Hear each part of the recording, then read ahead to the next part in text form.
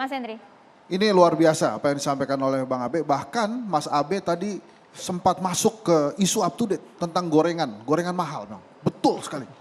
Gorengan ini mahal. Sekarang ini gorengan mahal, Pak. Mahal betul-betul.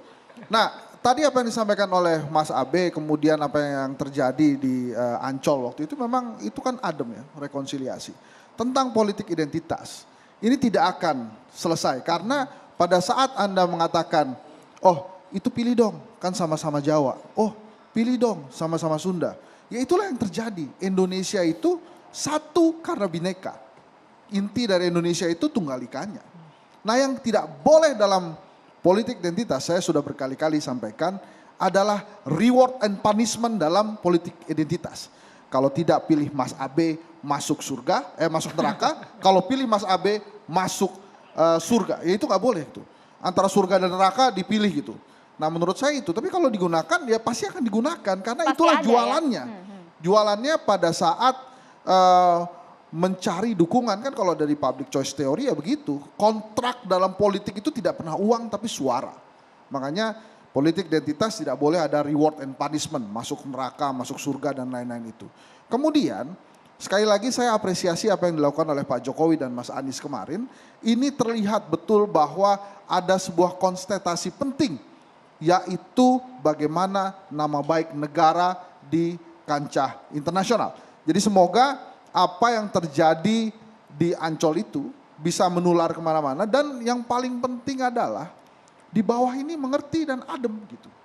Jadi kemudian nggak perlu ada hal-hal yang terkait panas-panasan ya gitu. Apakah ini artinya Pak Jokowi melupakan apa yang telah dilakukan Anies dan lain-lain? Menurut saya inilah kerja-kerja Anies ya yang didukung oleh Pak Jokowi sebagai presiden yang mudah-mudahan nanti ke depan bisa dilanjutkan gitu kan. Toh Mas Abe juga tadi mengatakan ini hal yang membahagiakan ya Mas Abe ya. Rekonsiliasi ini terlihat dua pemimpin ini kesannya yang luar Jokowi biasa. mendukung Anies untuk capres nih Bang Henry Satrio. Ya itu kan tadi sudah dijelaskan oleh Mas Saya Abe kira bahwa itu terlalu dia akan jauh. mendukung semua capres yang ada Dia ya. harusnya mendukung semua capres, bahkan harusnya justru tidak mendukung capres satupun. Jadi silakan aja siapapun anak negara, anak bangsa, warga negara yang memang mumpuni maju-maju saja dan seharusnya Pak Jokowi justru tidak mendukung salah satu di antaranya. Karena kalau semuanya mendukung nanti jadi iri-irian. Tapi kalau nggak mendukung ya sudah. Jadi itulah demokrasi yang baik menurut saya. Saya mau bocorkan aja, ini segmen terakhir kan ya. Jadi kalau kemarin Pak Jokowi ke Formula E di Ancol, akan ada momen kedua. Tanggal 17 Agustus, itu ada Jakarta Melayu Festival yang ke-10. Akan mengundang Bapak Jokowi dan Pak Anies Baswedan untuk tampil bersama. Karena Melayu menyatukan kita.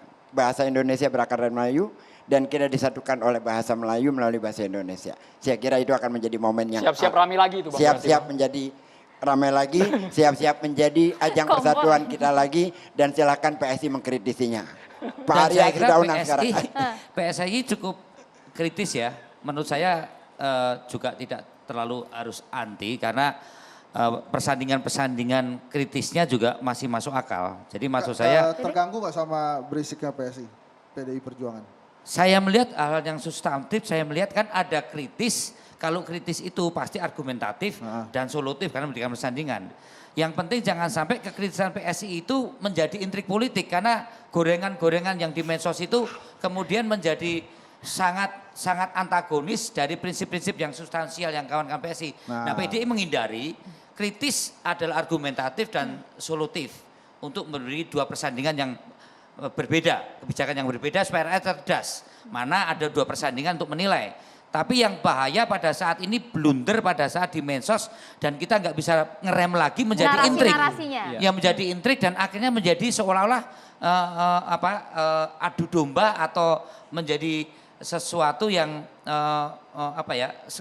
suka dan tidak suka. Jangan adu domba lah. Ini yang saya kira ini yang cenderung digoreng di medsos. Mungkin gorengan itu yang menjadi murahan itu saya kira. Tapi substansial sebenarnya nggak bermaksud itu. Tapi ini yang teman-teman PSI juga melakukan koreksi. Jangan sampai kalau sudah di gorengan yang murahan itu bagaimana bisa lebih dilunakkan kembali ke yang substantif. Itu yang dilihat oleh para pengamat politik ke PSI. Harusnya disaring. Jadi pengamat nih.